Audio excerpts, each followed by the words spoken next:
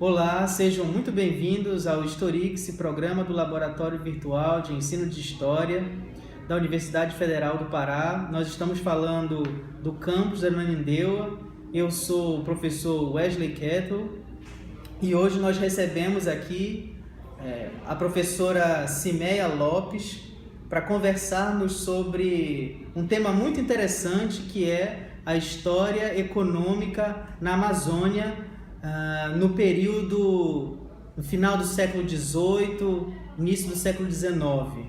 E a nossa primeira pergunta, professora, é que essa discussão do crédito, o mercado de crédito, parece algo muito atual, dos bancos, uma discussão dos dias de hoje.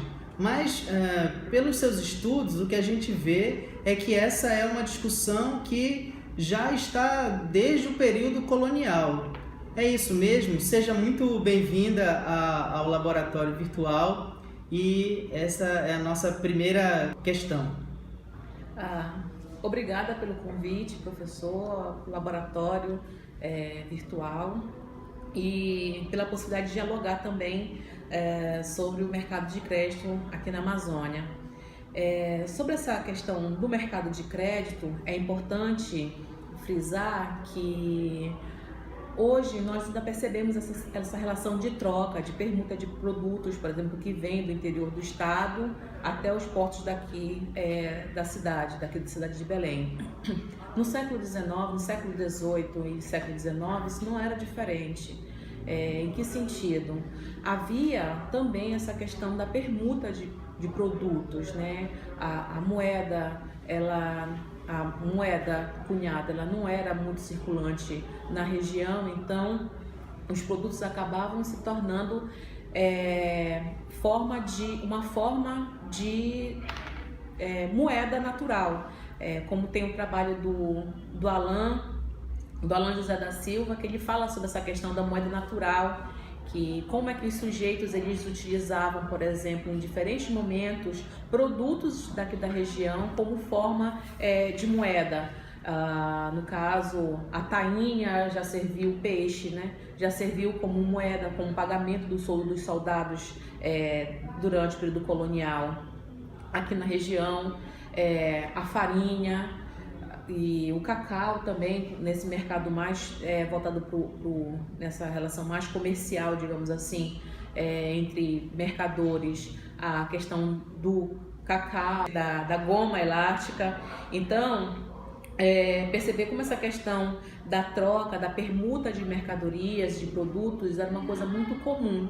É possível perceber, por exemplo, até um tempo atrás, uma viagem para Tucuruí, visitando algumas ilhas da região, um fazendeiro ele falou isso, que ele produzia na fazenda dele, tinha leite, tinha acerola e outras frutas, e a cada 15 dias um regatão passava e levava para ele alguns produtos que ele precisava, e ele dava em troca o leite, o queijo que ele produzia, a manteiga e as frutas que ele coletava na fazenda dele. Então, para a gente perceber que isso é uma continuidade histórica, essas relações de troca, em que nem sempre essa questão da moeda circulante, essa moeda cunhada, né, ela vai ser presente. E aí a gente pensa assim, mas não tem uma moeda real, né? Aí a gente pensa também a questão econômica de se discutir, que qual é a moeda que é real, né? A gente atribui valor ao papel, e aí as pessoas acabam atribuindo valor também a esses produtos, no sentido de viabilizar a circulação e a troca de mercadorias.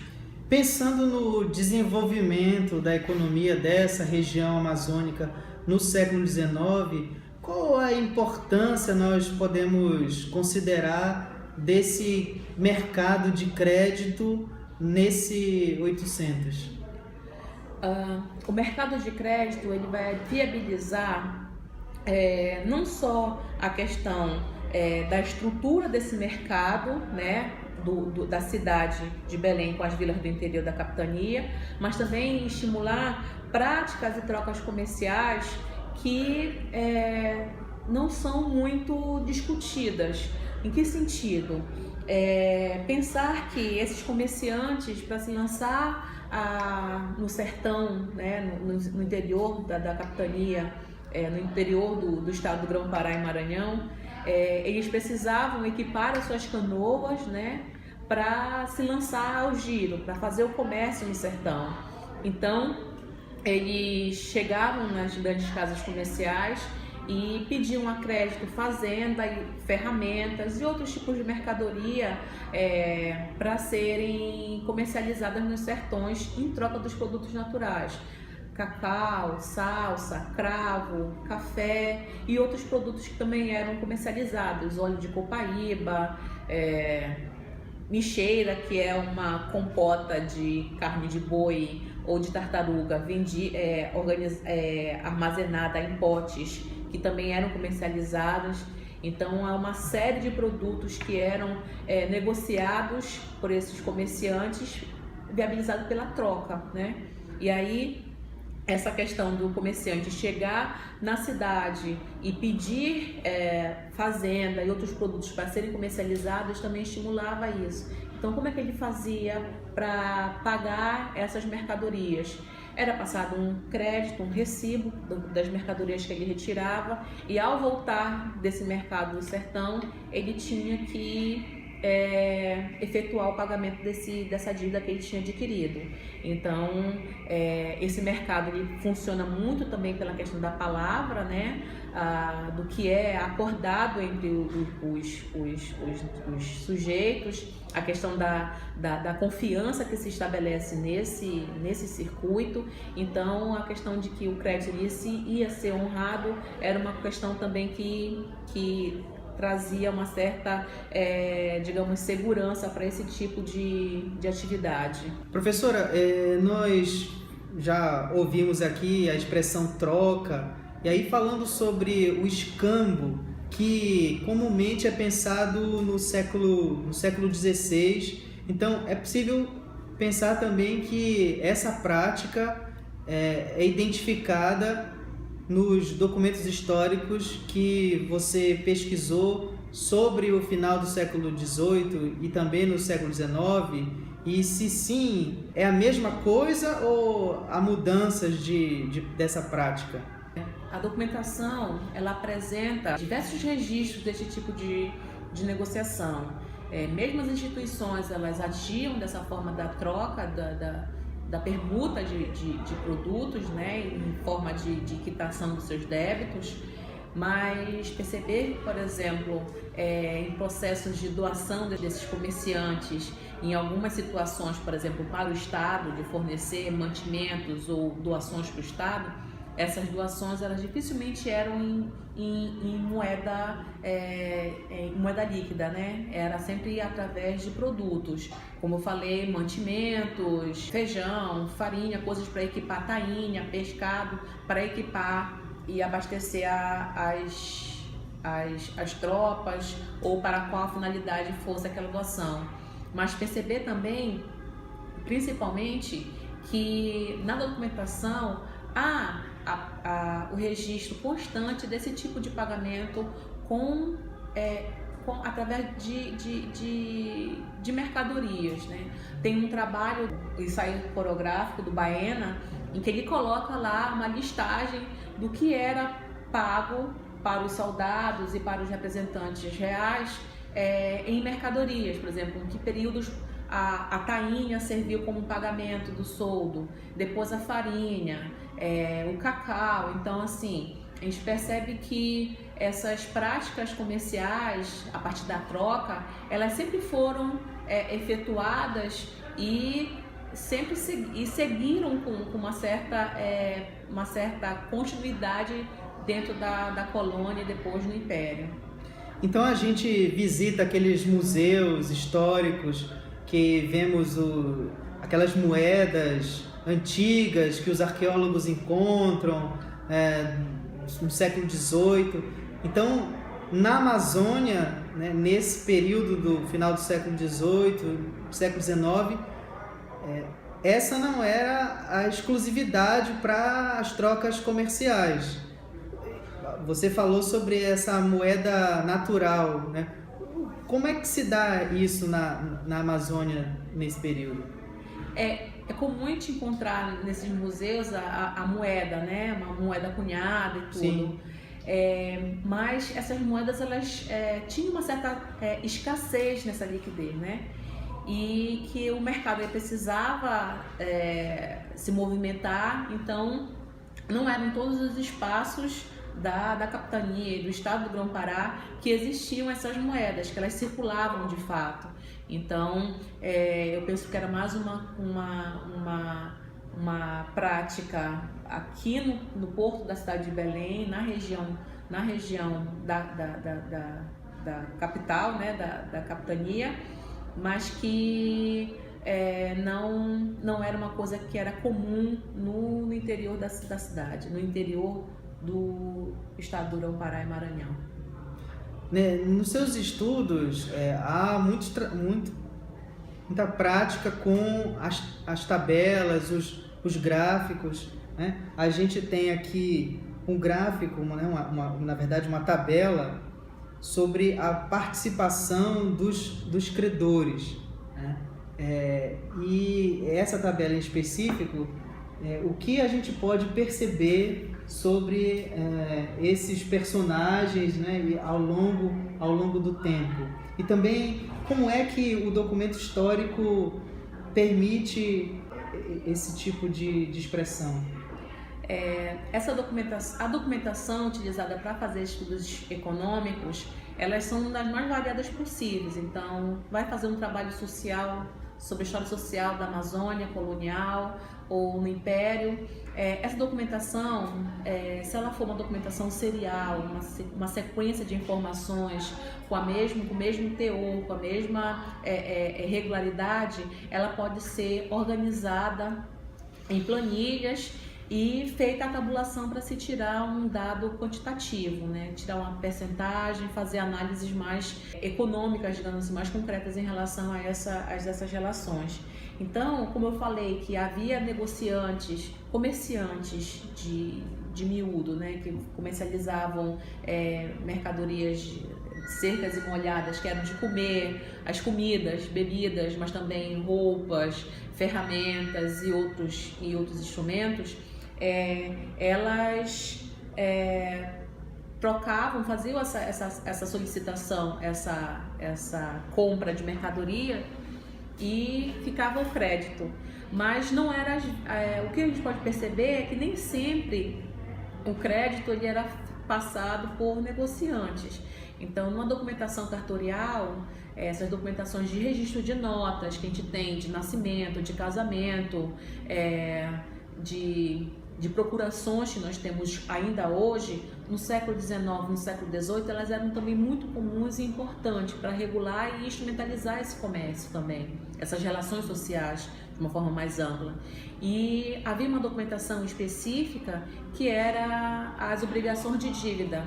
Então, os comerciantes, esses pequenos comerciantes pediam crédito e assinavam essas obrigações de dívida. Então, uma documentação muito comum que eu peguei foi esses registros, e dentro desses registros a gente pode perceber esse mercado de crédito, em quem eram as pessoas mais procuradas, digamos assim, a partir desses registros, é claro, quem eram as pessoas mais procuradas nesse mercado de crédito.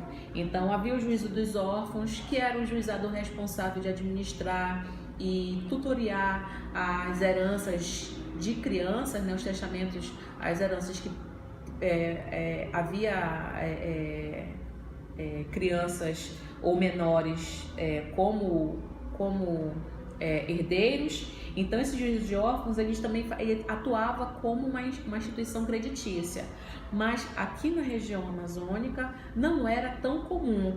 Então, a gente percebe que a partir de 1800 só que a gente vai começar a ter registros sobre esse grupo, essa instituição, né, o Juízo dos Órfãos, mas depois de 1820 já não vai ser mais tão comum, ao contrário dos negociantes, que desde o início da tabulação dessas fontes, que é 1793, eles vão ser um grupo bastante representativo nessa participação de crédito. Então, nós vamos ver aí que de 1793 a 1799 foram 68%, 68,5% de empréstimos realizados por negociantes. Então a gente percebe ao longo dessa tabela o quanto que é uma participação bastante presente e forte a os negociantes. Na explicação, no comentário sobre a tabela, nós vemos uma série de personagens sendo elencados, né? Militares, os que dominam esse crédito, uma elite. Que outros personagens que a gente pode chamar de mercadores aparecem no estudo desse tipo de documentação? Bem, essa documentação que eu trabalhei, que é a documentação notarial, ela restringe um pouco essas informações. No quadro que tem esses outros, não necessariamente são negociantes, são pessoas, advogados, médicos que tinham algum cabedal e acabavam utilizando deles para também fazer empréstimos de dinheiro, né? Empréstimos de produtos também pode ser. Mas esses outros sujeitos, é importante ressaltar que não é tão comum na documentação, tanto é que ela não entrou no quadro, na tabulação dessa tabela que foi apresentada, eram algumas viúvas de comerciantes ou de soldados ou de militares que participavam também desse mercado de crédito depois que assumiam essas heranças, né? Mas que elas não chegavam a ser um número quantificável. Então as donas, como elas são referendadas na documentação, são bem poucas, então não geraria um percentual para análise, mas que há também a participação delas nesse mercado. Hoje nós temos o nosso CPF, né, atrelado a esse crédito, quando a gente pede o crédito, o nosso endereço.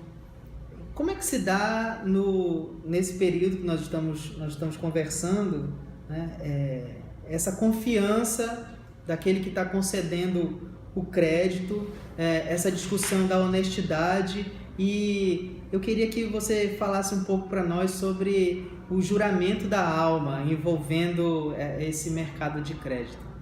É curioso a gente pensar hoje que a gente faz compra pelo celular, né, cartão de crédito pela internet, ver como que no século XVIII e XIX havia uma prática que participava pela confiança, né? Tu compravas e fazia o registro dessa compra e depois se obrigava a pagar. Então, essa documentação é obrigação de dívida.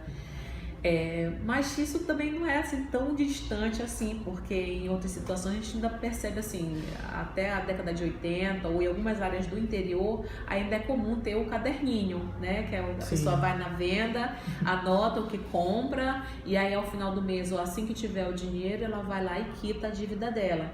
Então, no século XVIII e XIX havia essa prática e quando o comerciante equipava a canoa dele para ir ao sertão, né, praticar ao giro, levar a canoa ao giro, como era a expressão, se algum infortúnio acontecesse da canoa afundada, ele não conseguir as mercadorias que ele imaginava, ou ser roubado algum importúnio que não conseguisse fazer com que ele pagasse essa dívida, ele ia no cartório e se obrigava a fazer um registro que ele se obrigava a pagar aquela dívida assim que ele tivesse como pagar. E às vezes deixava como algum bem hipotecado, casa, embarcação, escravo, se a casa possuísse. e para que o credor ele tivesse uma garantia. Porque essa questão da palavra ela é muito importante, né? Era um comércio que às vezes levava dias para a pessoa chegar do sertão para cá, do interior do estado para cá, regiões, por exemplo, de Santarém, Óbidos, Rio Negro, que hoje é Manaus. Então essa distância que tinha, então havia também essa questão da confiança. Mas quando a obrigação de dívida ela não era quitada, o negociante, o credor, ele, com alguma documentação que comprovasse o débito, ele ia no juizado, ia no cartório e abria um processo de juramento de alma. Primeiro ele abria uma assignação de 10 dias e depois um processo de juramento de alma. O que é a assignação de 10 dias? É que o devedor ele tinha 10 dias, até 10 dias para quitar aquele débito. Se acaso ele não fizesse, a última medida era o juramento de alma. Então, o que é isso? É o credor, o devedor ficar obrigado, né, a de fato pagar aquela dívida. Ele jurava pela alma dele que a dívida ia ser paga. E aí isso é uma coisa inusitada, porque os comerciantes, os devedores, eles juravam pela alma, e se acaso não pagassem, os herdeiros quitavam esse débito, porque tinha essa preocupação de a alma não descansar, digamos assim. Então era comum isso, até mesmo quando a gente pega testamentos, que é outra documentação notarial também, havia lá, de negociante principalmente, que ele falava assim, olha, eu devo tantos réis para fulano, para o comerciante tal e tudo mais. Esses são os registros que eu tenho, mas se acaso houver algum outro comprovante de débito que não está aqui registrado e for comprovado mesmo que eu devo, então pode pagar. Então tinha essa preocupação mesmo de quitar, de ser um bom pagador.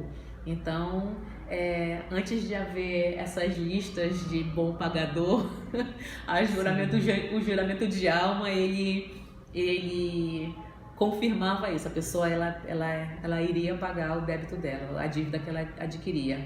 E aí uma outra coisa que é importante ressaltar é que não é só as pessoas que não tinham dinheiro ou não tinham como equipar as canoas que pediam dinheiro emprestado, né? Tem um trabalho do Thiago Gil, que é a tese dele, que ele discute isso, que um dos maiores devedores na região entre Viamão e Sorocaba, que foi o trabalho dele, um dos homens mais ricos, um homem que tinha mais prestígio, era um dos maiores devedores. Então essa coisa assim de dever, né, é uma coisa também que oscila, que não é uma coisa como a gente vê hoje tão provadamente, mas assim, as pessoas tinham um certo prestígio, tinham uma certa representatividade, então o dever também era uma coisa importante, ser devedor também era uma coisa que tinha uma certa notoriedade. Nós vemos uma série de conexões, né, passado, presente, dentre todo esse conjunto de informações. O que você destaca que o professor de história, né, no ensino, aprendizado da disciplina, como é possível nós estabelecermos uma contribuição desse campo de estudo, né, e dessa história da Amazônia em específico que nós estamos conversando hoje aqui, para o ensino de história? Essa é uma pergunta muito importante de se ressaltar, levando em consideração que nós temos uma disciplina na matriz daqui do estado, que é a disciplina Estudos Amazônicos. E uma coisa que me ressalta aos olhos é a quantidade de alunos que são reprovados ou não têm um bom desempenho em estudos amazônicos. E esses alunos vivem em áreas ribeirinhas, vivem no locus do que eles estão estudando, mas que dificilmente eles conseguem fazer uma conexão entre o que eles vivem e o que está sendo estudado na sala de aula. O que faz às vezes que alguns tenham até mais reprovações em matemática, reprovações em estudos amazônicos do que em matemática, por exemplo. Então, eu acho que esse tipo de estudo, essas pesquisas, elas fazem com que os alunos eles percebam aquele convívio deles, aquela relação cotidiana que eles têm de coletar açaí, de pescar, de andar em embarcações, de acompanhar os pais nesse comércio ribeirinho, nesse comércio no interior do estado, de ver isso também como algo a ser estimulado, a ser observado como uma prática cotidiana, mas que também pode ser pensada na sala de aula em estimular esse tipo de percepção. A questão da temporalidade da coleta do açaí, a questão do que a gente fala hoje, que a gente ouve muito no rádio, na televisão, a questão da tábua das marés, que eles conseguem identificar isso, e conhecer a maré é muito importante para o comércio, porque as embarcações elas precisam ter, o rio ele precisa ter calado para as embarcações passarem. Então tudo isso são coisas que fazem parte do cotidiano dessas crianças que moram nas áreas ribeirinhas principalmente, e que não é estimulado às vezes por causa do currículo também às vezes ser muito desassociado dessa realidade que eles convivem. Então, eu penso que esse tipo de pesquisa do regatão, falar sobre esse comércio que eles veem cotidianamente passando pela frente da casa deles, pode ser também estimulada a uma perspectiva de olhar aquilo como uma pesquisa. Então, assim, você conhece um regatão, o que ele vende, o que seu pai costuma comprar para o regatão, o que seu pai vende para o regatão, né? Porque às vezes ele vê aquela prática tão cotidiana e não consegue perceber o quanto aquilo é importante, não só para a área que ele vive, mas principalmente para o meio urbano. Porque se essas mercadorias elas não chegam aqui, a gente não vai se alimentar, não vai tomar açaí, a farinha, né? Então é uma coisa que a gente precisa trazer mais o cotidiano dessas crianças que moram principalmente nas áreas ribeirinhas para a sala de aula também. Eu acho que esses estudos sobre a Amazônia colonial, no Império, até mesmo no cotidiano, as pesquisas atuais sobre história econômica, elas são necessárias nesse sentido, de fazer com que o aluno ele pense essa prática que ele tem, essa prática cotidiana que ele tem como algo importante e relevante também para a sociedade. Eu acho que essa seria uma grande contribuição nesses estudos. Professora, muito obrigado pela conversa, nós aprendemos bastante, e suas considerações finais? Eu quero ressaltar aqui que o Arquivo Público do Estado do Pará tem uma documentação muito rica sobre esse período colonial, o período imperial, o início da República também, que pode estimular os alunos da graduação, os alunos mesmo da escola pública que têm interesse em conhecer algo mais sobre a região, de ir pesquisar os livros, constantemente tem as semanas do arquivo, né, que a pessoa pode ir visitar e conhecer. Então é uma forma também de estímulo à curiosidade de vocês de conhecerem o arquivo e ver essa documentação que permite um outro olhar sobre a região. Então, para além de outras pesquisas do tempo presente, né, analisar essa documentação, essas relações não só econômicas, mas sociais, políticas, culturais do período colonial e imperial, é um fator importante para conhecer o nosso passado e perceber o quanto ele é presente no nosso cotidiano. Então, essas são questões que podem estimular pesquisas e outros debates sobre essa temática. No mais, eu quero agradecer muito o convite que foi feito para falar sobre a questão do mercado, a questão da economia aqui na Amazônia do século XVIII e XIX. Apesar de eu ter algumas ressalvas em relação à determinação ao conceito Amazônia, porque não é um termo que aparece na documentação, isso é importante ressaltar. Mas que é um estímulo à pesquisa, é um estímulo ao questionamento também. Então, agradecer o convite do professor Wesley Kettler, agradecer a atenção do estagiário pesquisador bolsista Ian, E aguardo um próximo convite para falar um pouco mais sobre história econômica de uma forma mais geral. Muito obrigada e eu espero que eu tenha atendido ou respondido a contento as perguntas, mas caso alguém tenha algumas dúvidas, os comentários que podem ficar abaixo do vídeo, sim, com frequência irei ver e responder as perguntas. Obrigada. Hoje nós conversamos com a professora Cimeia Lopes, que é professora aqui do campus Ananindeua, do curso de História, e nós agradecemos a todos por assistir esse vídeo. Pedimos que vocês deixem aí seus comentários, deixem o seu like, compartilha o vídeo aí entre os seus amigos e não esquece de se inscrever no canal para acompanhar os próximos vídeos.